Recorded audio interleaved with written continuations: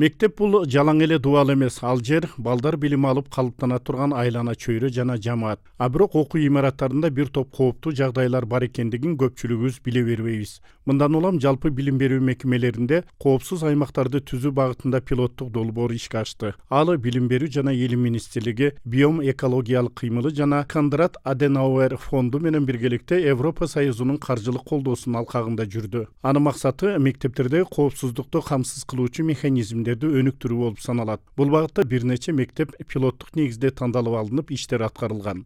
Пилоттук 11 мектеп тандалган, 11 мектеп, ар бир региондон, ар бир областтан бир мектеп жана Бишкекте 3 мектеп тандалган. А жалпы Кыргызстан боюнча 2222 мектептин ичинен 1980-жылга чейин көбүнчөсү, мындай 99% мурун курулган деп айтсак болот. Албетте, ал мурун курулган мектептер коопсуздук көрсөткүчтөргө дал келбейт.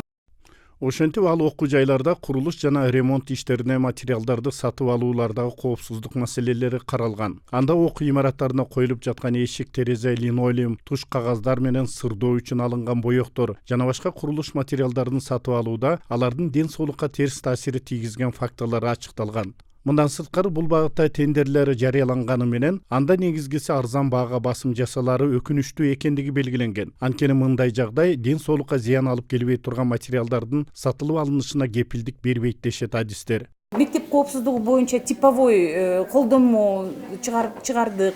Анан кийин коопсуздук боюнча кеңештер түзүлүүдө, мониторинг боюнча мисалы камкордук кеңештер, жанагы ата-энелер кеңештер биз деген мониторинг өткөзүп турабыз, көзөмөлдөп турабыз, эмне алынды, кандай экен деп көзү ачылып кетишти деп ишенебиз. Мындан тышкары балдардын окуу процесстерине экологиялык, психологиялык, тамак аш коопсуздугу багытында да иштери жүргүзүлгөн. Анын негизинде класстардагы жарыктын жетиштүү болушу, таза абаны алмашып турушу же тийиштүү өсүмдүктөрдү өстүрүү маанилүү экендиги белгиленген. Анткени жарыктын туура берилбегендиги баланын көз ооруга чалдыгышына алып келет.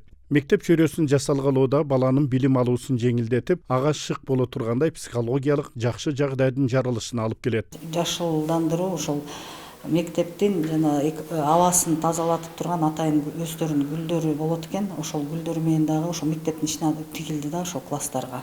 Ал эми окуу имараттардын ичин жана айланасын тийиштүү деңгээлде көрктөндүрүү да зарыл тараптардан. Анткени ал балдардын эстетикалык туюмунун өсүүсүнө жана тыныгуу убактарындагы эс алууларына өбөлгө болот. Каныбек Темиров, Нурбек Жеңишбек уулу, Бишкек, Нур Ньюс.